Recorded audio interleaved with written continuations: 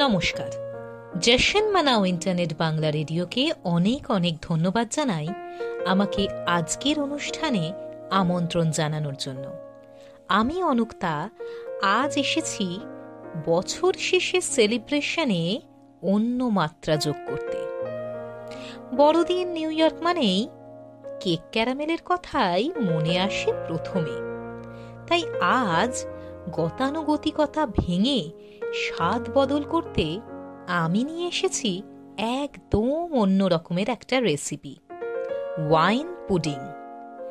পুডিংয়ের ইতিহাস ঘাঁটলে দেখা যায় মধ্যযুগে এই বিশেষ খাবারটি তৈরি করতেন পশ্চিম ইউরোপের গৃহিণীরা। এর সত্যতা মিলেছে 1615 সালে প্রকাশিত দ্য ইংলিশ হাউসওয়াইফ নামে গার্ভাস মার্খামের বইতে। বইটিতে 3 ধরনের পুডিং তৈরির প্রণালী বর্ণনা করা হয়েছিল: সেদ্ধ পুডিং, রুটির পুডিং ও ভাতের পুডিং। 1837 সালে যুক্তরাজ্যের আলফ্রেড বার্ড কর্নফ্লাওয়ার সহযোগে যে প্রণালী ব্যবহার করে পুডিং তৈরি করেন সেটিকেই প্রথম বিক্রয়যোগ্য পুডিং তৈরির প্রণালী হিসেবে বিবেচনা করা হয়। মজার ব্যাপার হচ্ছে 1861 সালে প্রকাশিত ইজাবেলা বিটনের লেখা দ্য বুক অব হাউসহোল্ড ম্যানেজমেন্টে পুডিং তৈরির উপকরণ হিসেবে দুধ, চিনি এবং ফলমূলের উল্লেখ পাওয়া যায়। 19 শতকের শেষে এবং 20 শতকের গোড়ায় কাস্টার্ড পাউডার সহযোগে তৈরি পুডিং ব্যাপক জনপ্রিয়তা লাভ করে, আর সেই ধারাবাহিকতায় আজকের পুডিং। তবে আজকের পুডিংয়ের রেসিপিতে অন্যতম উপাদান হল ওয়াইন। হ্যাঁ, রেড ওয়াইন। এই রেসিপির জন্য প্রয়োজনীয় উপকরণ হল 150 গ্রাম রেড জেলি, 150 গ্রাম চিনির গুঁড়ো, 12 টুকরো সাদা পাউরুটি, 200 গ্রাম ফ্রেশ ক্রিম, 1.5 লিটার দুধ, 200 গ্রাম মাখন, 4টে ডিম, vanilla essence, red wine, choco flakes এবং ড্রাই ফ্রুটস। এখন জেনে নেওয়া যাক ওয়াইন পুডিং তৈরির প্রণালী। প্রথমে সাদা পাউরুটির ধারের শক্ত ভাগ কেটে আলাদা করে সাদা অংশ ছোট ছোট কিউব করে কেটে নিতে হবে। এবার বেকিং প্যানে টুকরোগুলো রেখে 120 ডিগ্রি সেলসিয়াস তাপমাত্রায় 10 মিনিট বেক করতে হবে। আর একটি বেকিং প্যানে ভালো করে গলানো মাখন লাগিয়ে নিতে হবে। এবার আগে থেকে হালকা করে বেক করে রাখা পাউরুটির টুকরোগুলো মাখন লাগানো পাত্রে ঢেলে আলাদা করে রাখতে হবে।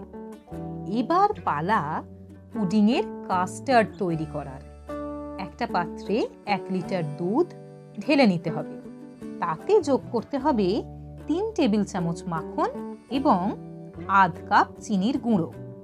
সব কিছু ভালোভাবে মিশিয়ে নিয়ে মিশ্রণটি ফোটাতে হবে। মিশ্রণটি ফুটে গেলে সেটিকে প্রথমে ঠান্ডা করতে হবে। তারপর ঠান্ডা হলে তাতে মেশাতে হবে 4টে ডিম এবং 1 টেবিল চামচ ভ্যানিলা এসেন্স। এরপর ভালো করে মিশ্রণটিকে ফেটিয়ে নিতে হবে। এখন বেকিং প্যানে আগে থেকে রেডি করে রাখা পাউরুটির টুকরোর উপর আস্তে আস্তে ঢালতে হবে এই মিশ্রণ। এবার 45 মিনিট 180 ডিগ্রি সেলসিয়াস বা 350 ডিগ্রি ফারেনহাইট তাপমাত্রায় এটিকে বেক করতে হবে। এখন আলাদা করে বানিয়ে নিতে হবে রেড ওয়াইন সস। কি করে বানাবেন এই রেড ওয়াইন সস? চলুন না জেনে নিই। হালকা আঁচে একটি পাত্র বসিয়ে তাতে 3 টেবিল চামচ মাখন দিতে হবে। মাখন গললে তাতে যোগ করতে হবে 2 টেবিল চামচ ময়দা। ভালো করে মিশিয়ে তাতে যোগ করতে হবে 2 কাপ গরম দুধ এবং আধ কাপ চিনির গুঁড়ো। সব কিছু ভালো করে মিশিয়ে ফুটিয়ে ঘন করতে হবে। এরপর এতে মেশাতে হবে ফ্রেশ ক্রিম এবং 2 টেবিল চামচ রেড ওয়াইন। ভালো করে ফেটিয়ে নিলেই তৈরি হয়ে যাবে রেড ওয়াইন সস। এবার 45 মিনিট বেক করার পর ওভেন থেকে পুডিং বের করে ঠান্ডা করে নিতে হবে। এবার সার্ভিং প্লেটে এক টুকরো পুডিং কেটে তার উপর দিতে হবে রেড ওয়াইন সস। গার্নিশিং এর জন্য এর উপর দিয়ে ছড়িয়ে দিতে হবে চকো ফ্লেক্স, ড্রাই ফ্রুট এবং সামান্য রেড জেলি। ব্যাস, আর কি? নতুন বছরের সেলিব্রেশনে সহজেই চাকচিক্য এনে দিতে পারে এই অভিনব রেসিপি। আজ তাহলে বিদায় নেয়ার পালা। তবে কথা দিচ্ছি, আবার ফিরবো একদম একটা নতুন রকমের রেসিপি নিয়ে। ততদিন সুস্থ থাকুন, ভালো থাকুন আর শুনতে থাকুন জশন মানাও।